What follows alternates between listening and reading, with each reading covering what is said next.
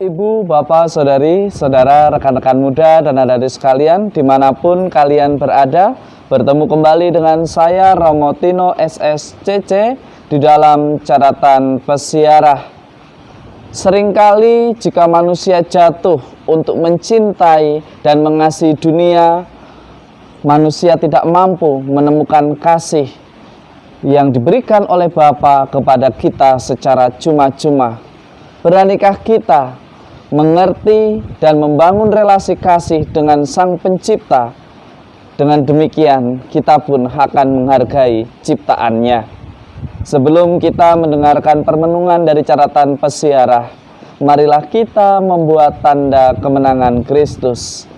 Dalam nama Bapa dan Putera dan Roh Kudus. Amin.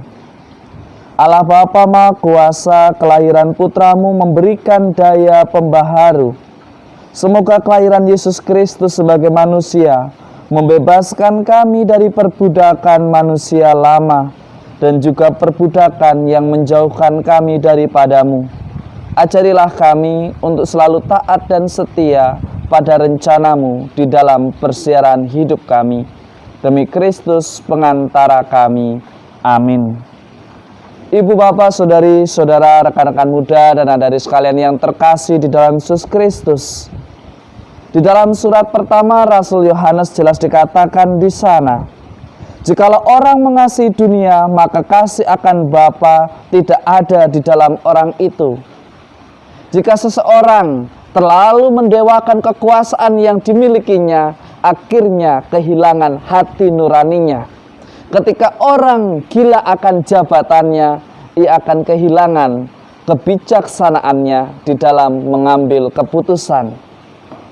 Saudari-saudaraku, rekan-rekan muda, dan adik-adik sekalian yang terkasih, hanya orang yang melakukan kehendak Allah akan hidup selama-lamanya.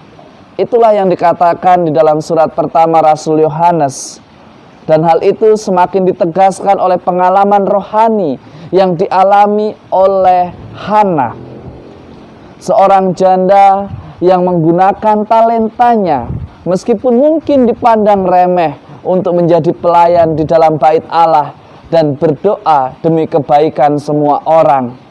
Banyak orang tidak memperhitungkan, tetapi karena ketulusannya, karena kesetiaannya pada rencana Allah, ia diberikan umur panjang sampai ia bertemu dengan Sang Mesias yang dijanjikan oleh Allah kita kepada manusia untuk membebaskan manusia dari segala dosa.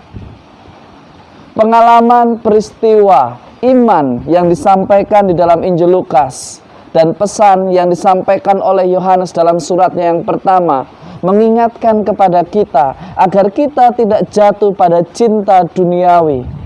Ketika kita mencintai benda, materi, akhirnya kita lupa akan makna cinta kepada sesama, akan makna cinta kepada Sang Pencipta.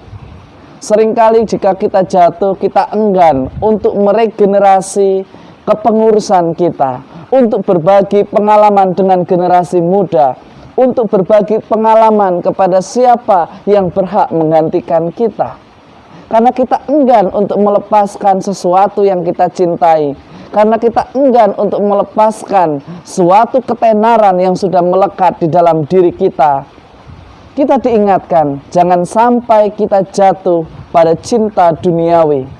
Tetapi marilah kita membangun cinta yang berdasarkan iman, cinta yang berdasarkan pada Sang Pencipta, mengasihi tanpa batas, mengasihi tanpa memandang latar belakang dari mana dia berasal.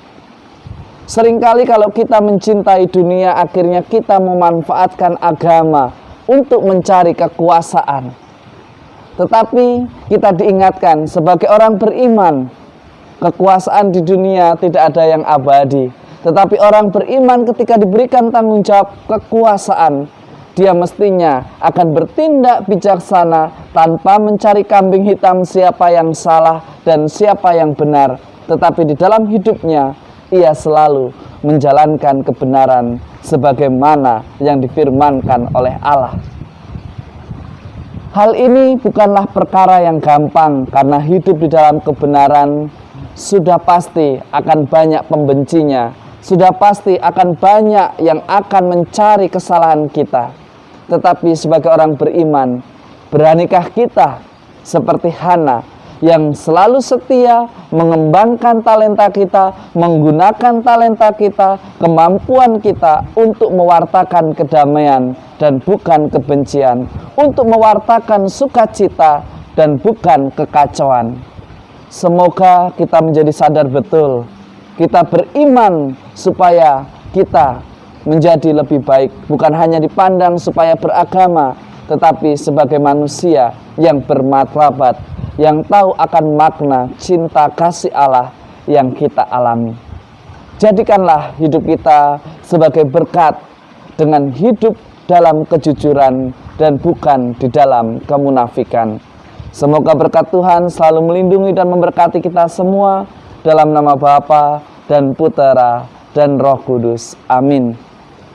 Seseorang yang mencintai dunia yang sifatnya fana biasanya cenderung arogan, egois, dan selalu merasa diri benar. Tetapi orang beriman akan selalu tetap rendah hati, berani mengevaluasi, berani belajar untuk terus menjalankan apa yang menjadi rencana Allah di dalam persiaran hidupnya. Selamat beraktivitas, Tuhan memberkati. Amin.